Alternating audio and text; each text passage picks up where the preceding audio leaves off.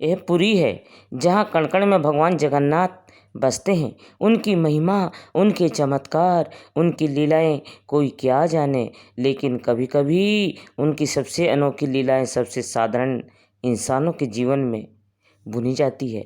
और रात जब सब कुछ शुरू हुआ, कुटिया के भीतर प्रभुदास अपनी छोटी सी दुकान पर पान बना रहे हैं। उनके चेहरे पर संतोष है, पर आंखों में कुछ अधूरापन। 8 बार भोग लगता है दिन में, 8 बार 56 भोग। क्या क्या नहीं चढ़ता मेरे प्रभु को, मीठे पकवान, नमकीन पकवान, फल, दूध, सब कुछ। मेरा मन हर बार एक ही सवाल पूछता है, इतना सब कुछ पर पान क्यों नहीं? भोजन के बाद एक पान, आहा, कितना संपूर्ण हो जाता है। मेरा प्रभु का भोग। यही कहानी सिर्फ एक पान वाले की नहीं है, यह उस रहस्य की जिसमें स्वयं भगवान ने भाग लिया। और वीडियो के अंत में आपके लिए एक रोचक कुछ भी है, जरूर अंत तक देखिएगा। उस रात जब पूरी सो रही थी, प्रभुदास की यह अनकही प्रार्थना भगवान तक पहुंच गई। और भगवान की लीला तो अपरंपार है। वो ऐसे रास्ते ढूंढ लेते हैं जिनकी कोई कल्पना भी नहीं कर सकता।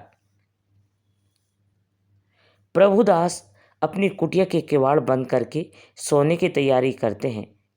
तभी बाहर से हल्की खटखटाहट होती है। इतनी रात को कौन होगा? वह दरवाज़ा खोलते हैं। सामने 2 बेहद खूबसूरत नौजवान खड़े हैं। उनके घुंघराले बाल कंधों तक फैले हैं, कानों में चमकते कुंडल हैं और वस्त्र भी असाधारण रूप से सुंदर है। उनकी आंखों में एक दिव्य चमक है। नमस्ते प्रभुदास जी, क्या थोड़ा पान मिल सकता है? बहुत देर से चल रहे हैं, थकान हो रही है। अरे अरे, हाँ हाँ हाँ, जरूर। आप दोनों इतनी रात को पहले कभी देखा नहीं। जी, हम बस ऐसे ही भटकते हुए यहाँ आ गए। प्रभुदास तुरंत उनके लिए 2 पान बनाते हैं। उनकी सुंदरता और विनम्रता से वह इतने मोहित हो जाते हैं कि कुछ और पूछना भूल जाते हैं। लीजिए ताज़ा ताज़ा पान। दोनों युवक पान लेते हैं, एक दूसरे को देखकर मुस्कुराते हैं और पान खाते हैं। आह, लाजवाब! ऐसा पान तो हमने कभी नहीं खाया। हाँ, सच में मन तृप्त हो गया। बहुत बहुत धन्यवाद प्रभुदास जी। क्या आपको भी लगता है कि वो युवक भगवान ही थे? अगर हाँ, तो वीडियो को एक लाइक ज़रूर कीजिए और कमेंट में लिखिए जय जगन्नाथ। पान का पैसा? अरे, मुझे तो याद ही नहीं रहा। कोई बात नहीं, कल आ जाएंगे तो ले लूँगा। और फिर ऐसा ही होने लगा। हर रात वही 2 रहस्यमय नौजवान आते, पान खाते और बिना कुछ कहे, बिना कुछ दिए चले जाते। प्रभुदास के लिए तो जैसे वे ईश्वर का ही कोई वरदान थे। जब जगन्नाथ स्वामी नयन पथगामी भवा, तुम, अरे यह कौन है? ये दोनों बालक इतनी रात को प्रभुदास की कुटिया से निकल रहे हैं। मैंने इन्हें कभी मंदिर में देखा नहीं। युवक तेजी से गली में मुड़ उड़ कर आते हैं और आंखों में ओझल हो जाते हैं। अजीब बात तो यह है, रोज रात को देखता हूँ, बस रात को ही प्रभुदास की कुटिया से कुछ तो गड़बड़ है। अगले कुछ दिन बलराम दास उन पर नज़र रखने लगा। बलराम दास के मन में सवाल उठते रहे। एक और रात बलराम दास एक खंबे के पीछे छिपे हैं। युवक प्रभुदास की कुटिया से निकलते हैं। आज तो जरूर पूछूंगा प्रभुदास से, कहीं कोई गलत काम तो नहीं हो रहा है। प्रभुदास, जरा एक बात सुनिए। अरे बलराम, आइए आइए, बैठिए। सुबह सुबह कैसे आना हुआ? क्या पान बनाऊं? नहीं, पान नहीं, मैं कुछ पूछने आया हूँ और आपसे सच सच जानना चाहता हूँ। पूछिए पूछिए, मैं भला आपसे क्या छुपाऊंगा? प्रभुदास, मैं कुछ दिनों से देख रहा हूँ, हर रात 2 नौजवान बालक आपकी कुटिया से निकलते हैं। इतनी रात को यह कौन बालक है और यहाँ क्या कर रहे थे? मुझे नहीं पता बलराम दास जी, वो कौन है, पर हाँ, वो प्रतिदिन मेरे घर आते हैं और मुझसे पान लेकर जाते हैं और बिना मूल्य दिए चले जाते हैं। ना मैंने देखा है ना उन्हें निकलते हुए। जब भी मैं उन्हें देखता हूँ ना तो उनसे इतना मोहित हो जाता हूँ कि मैं पान की कीमत मांगना ही भूल जाता हूँ। अब इसमें मेरा क्या दोष है बताइए? अगर ऐसा ही चलता रहा तो आपका घर कैसे चलेगा बताइए? जब भी दोनों बालक आपके पास आएंगे तो आप उनसे पान की कीमत मांगना, और अगर वह आपको पान की कीमत ना दे तो उनसे कहना कि वे दोनों बंधक के रूप में अपनी अपनी चादर आपके पास छोड़ आए। प्रभुदास अपनी दुकान बंद करने वाले हैं, तभी दोनों युवक फिर से आते हैं।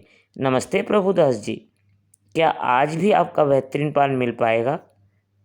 प्रभुदास उन्हें देखकर फिर से मोहित हो जाते हैं, पर बलराम दास जी की बातें आती है, वह थोड़ा संकोच करते हैं। पान देने के बाद आप दोनों इतने दिनों से पान खा रहे हैं, पर मैंने आपसे कभी दाम नहीं लिया, पर आज आपको पान के बदले में दाम देना होगा। अरे आप तो कभी हमसे दाम मांगते ही नहीं हैं। हमने तो सोचा इसलिए हम आज कोई धन लेकर नहीं आए। हमारे पास अभी देने को कुछ नहीं है, कल आएंगे तो दे देंगे, वादा रहा। नहीं नहीं, बहाना बनाने से नहीं चलेगा। बलराम दास जी ने मुझे समझाया है, आज ही देना होगा।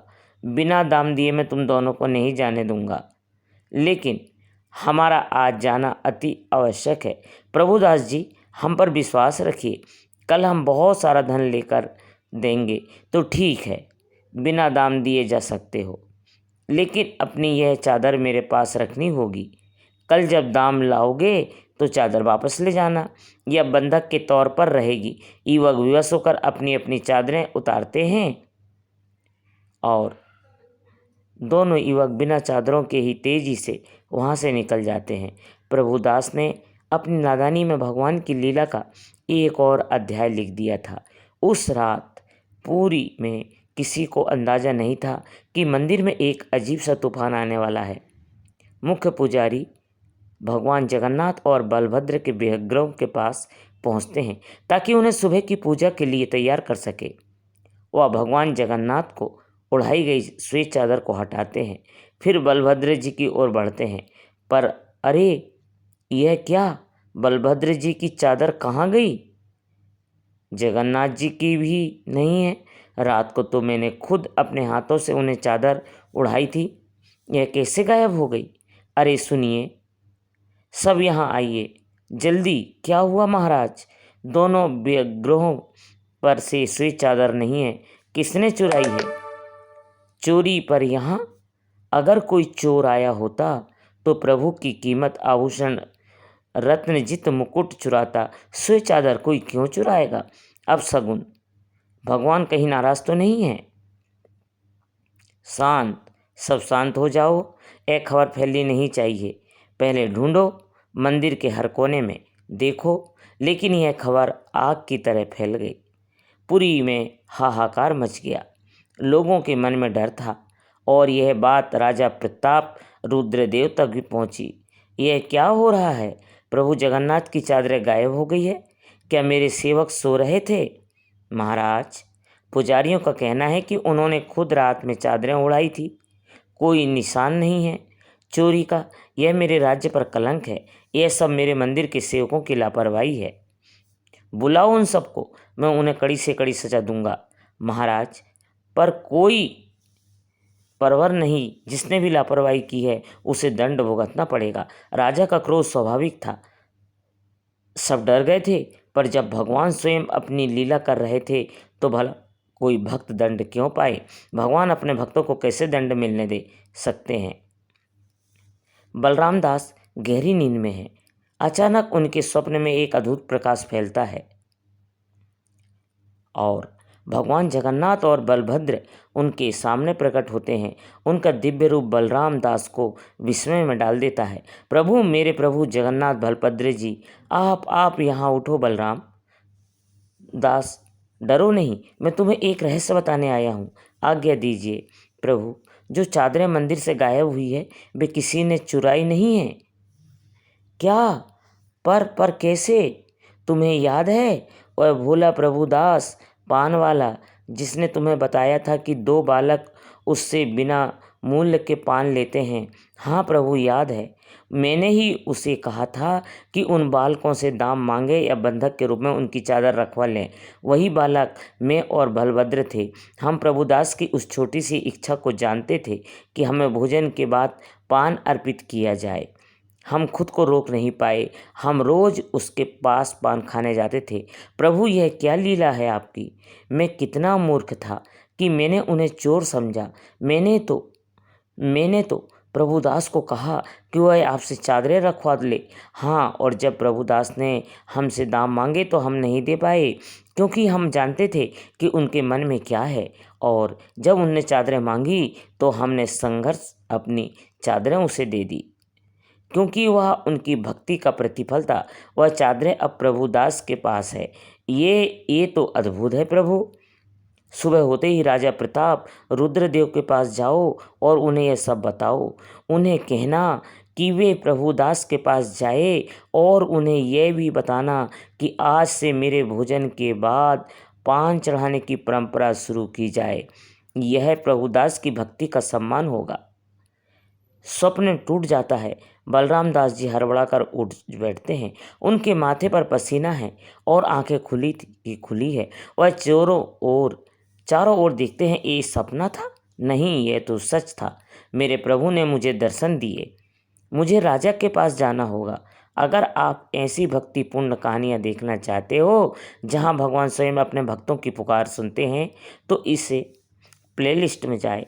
और महाराज रुकिए, दंड मत दीजिए, मुझे कहना है, बहुत ज़रूरी। बलराम दास क्या है? ये सब क्षमा मत करे महाराज, पर यह दंड रुकना चाहिए। चादर किसी ने चुराई नहीं है। स्वयं भगवान जगन्नाथ ने मुझे सपने में सब कुछ बताया है। स्वप्न? तुम होश में तो हो? मेरे प्रभु के वस्त्रों की चोरी हुई है और तुम सपने की बात कर रहे हो? हाँ महाराज, यह सत्य है। वो चादरें प्रभुदास के पास है। वो पान वाला, वही दो बालक जो उससे रोज पान लेते थे, वह स्वयं प्रभु जगन्नाथ और बलभद्र थे। मैंने ही प्रभुदास को कहा था कि उनसे दाम मांगे या चादर का बंधक रखवा ले। क्या कह रहे हो तुम? प्रभु जगन्नाथ और बलभद्र स्वयं एक पान वाले से पान लेने जाते हैं? हाँ महाराज, भगवान ने अपनी लीला मुझे बताई है। उन्होंने कहा है कि वे प्रभुदास की उस छोटी सी इच्छा को पूरा करना चाहते थे कि उन्हें भोजन के बाद पान अर्पित किया जाए। प्रभुदास की भक्ति इतनी पवित्र थी कि भगवान स्वयं उनके पास चले आए। राजा प्रताप रुद्रदेव अपनी कुर्सी से उठ खड़े होते हैं। उनके चेहरे पर पहले अविश्वास, फिर आश्चर्य और फिर गहरी श्रद्धा के भाव आते हैं। महाराज, अगर यह सत्य है तो यह प्रभु की महान लीला है।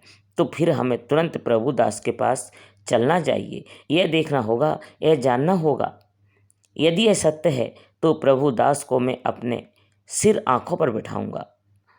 महाराज प्रताप रुद्रदेव, बलराम दास और उनके साथी मंत्री, सेनापति तथा कुछ लोग प्रभुदास की छोटी सी कुटिया के पास पहुंचते हैं। महाराज, आप यहाँ? मुझसे क्या गलती हो गई? शांत हो जाओ प्रभुदास, हम तुमसे कुछ पूछने आए हैं। क्या तुम्हारे पास कोई ऐसी श्वेत चादरें हैं जो तुम्हें दो नौजवान बालकों ने दी हो? प्रभुदास पहले घबराते हैं। वो कांपते हाथों से अपनी दुकान के कोने में रखी उन दोनों श्वेत चादरों को निकालते हैं। जी महाराज, यह रही वो चादरें। कल रात उन बालकों ने इन्हें बंधक के तौर पर मेरे पास रखा था। राजा प्रताप रुद्रदेव और बलराम दास चादरों को देखते हैं। वे हुबहू वैसी ही है जैसी मंदिर में भगवान को ओढ़ाई जाती थी। यह वही चादरें हैं। प्रभुदास, क्या तुम जानते हो यह किसकी चादरें अपने पास रखी है?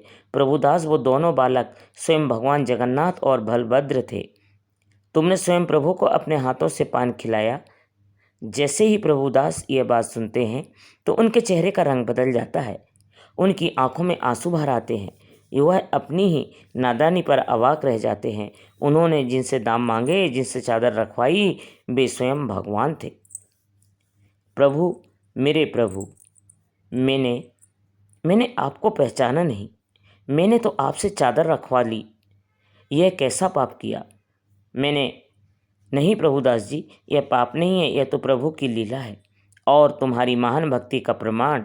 तुमने अपनी शुद्ध भक्ति से प्रभु को साक्षात अपने पास बुला लिया। धन्य हो तुम, धन्य है तुम्हारा जीवन।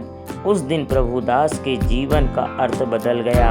एक छोटा सा पान वाला जिसे भगवान ने स्वयं अपने दर्शन दिए, उसकी भक्ति की कहानी सदियों के लिए अमर हो गई। प्रभुदास की अटूट भक्ति का कारण स्वयं भगवान ने इच्छा व्यक्त की कि भोजन के बाद उन्हें पान अर्पित किया जाए।